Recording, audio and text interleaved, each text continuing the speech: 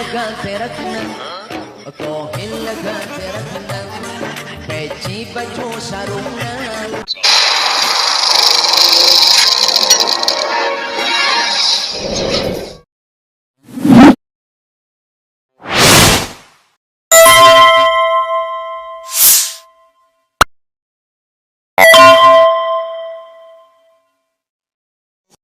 Assalamualaikum warahmatullahi wabarakatuh. Pemirsa, ngakak so hard.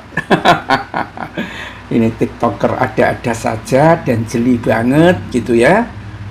Ya, itu Jokowi diamati oleh netizen pakai sepatunya kebalik coba.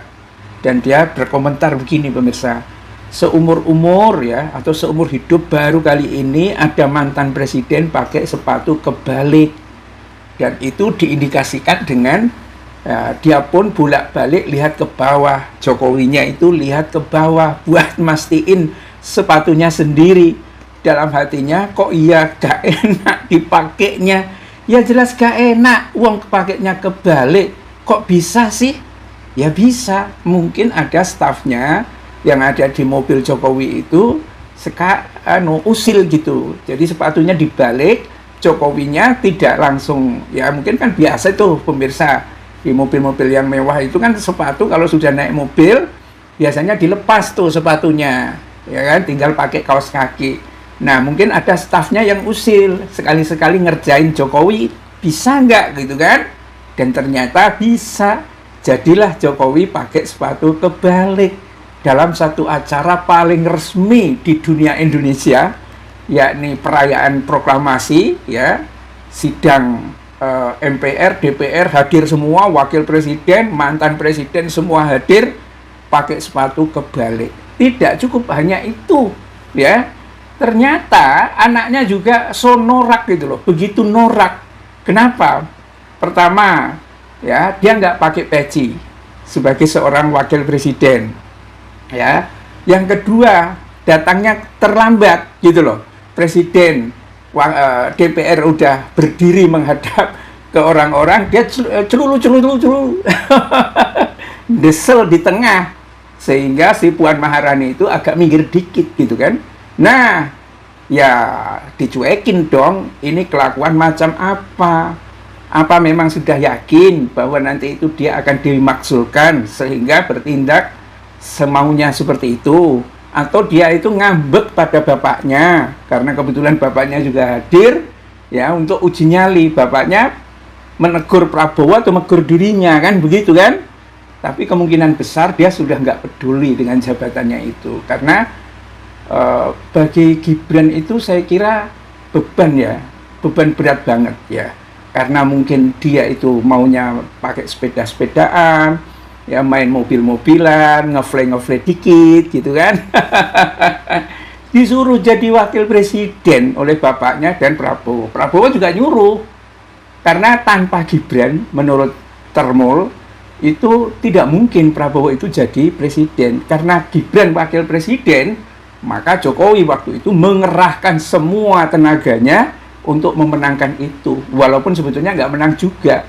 Kalau versinya KPU itu bisa memberikan fakta yang benar mungkin kita percaya, tapi KPU pusat didatangi Roy Suryo, keputusan sudah ingkrah untuk menunjukkan data faktual dari mana, mulai dari TPS sampai ini, nggak berani itu.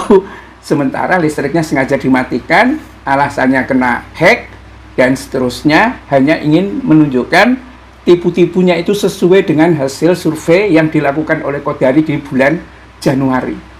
Ya, di bulan Januari apa Februari begitu. Jadi 6 bulan sebelum itu sudah ini satu putaran dan lain sebagainya, ya. Dan itulah ya makanya Prabowo jadi presiden.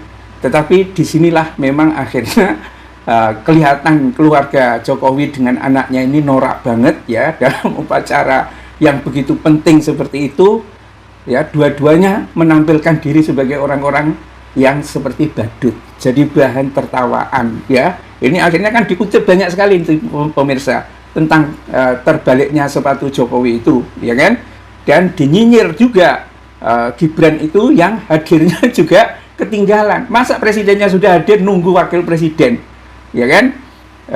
Kalau misalnya itu di ruang yang agak gelap, mungkin Gibran itu udah dijitak sama Prabowo itu, karena wih, ini kurang ajar amat ini wakil presiden kayak begini. Emang aku dianggap apa, gitu kan? Tapi mungkin Gibran juga, ya kamu memang saya anggap sebagai anak buah bapakku. Terserah aku dong, aku kan anaknya kepala dinasti. Kamu kalau nggak dibantu bapakku, memang bisa apa? Ya mungkin selama ini ya Gibran juga jengkel kepada Prabowo, ya mungkin dengki ya karena tugas-tugas kenegaraan diberikan kepada AHY, sementara dia disuruh panen padi, suruh tanam padi, suruh tebang tebu. Kan kasihan banget gitu.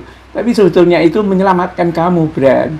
Kamu kalau sama tamu asing kemudian diajak bicara, ini ngeri banget. Kamu tiba-tiba pingsan gimana kalau nggak ngerti? Ya, mendingan menjadi nyingkir dari istana sementara itu. Tetapi ini menjadi kemelut, pemirsa. Ternyata ya, ketika kita simak hubungan antara Jokowi dengan SBY, itu betul-betul kaku. Bahkan menurut saya itu jotakan itu, ya, neng-nengan, nggak saling menyapa, sekedarnya banget. Dan tampaknya ketika mereka berdua berdiri gitu, Jokowi segera balik badan, ya, kayaknya tidak tertarik bersama dengan Prabowo, SBY. Ya, itu mengapa ketika duduk berdua saling melengos dua-duanya itu. Billahi taufiq wal hidayah. Assalamualaikum warahmatullahi wabarakatuh.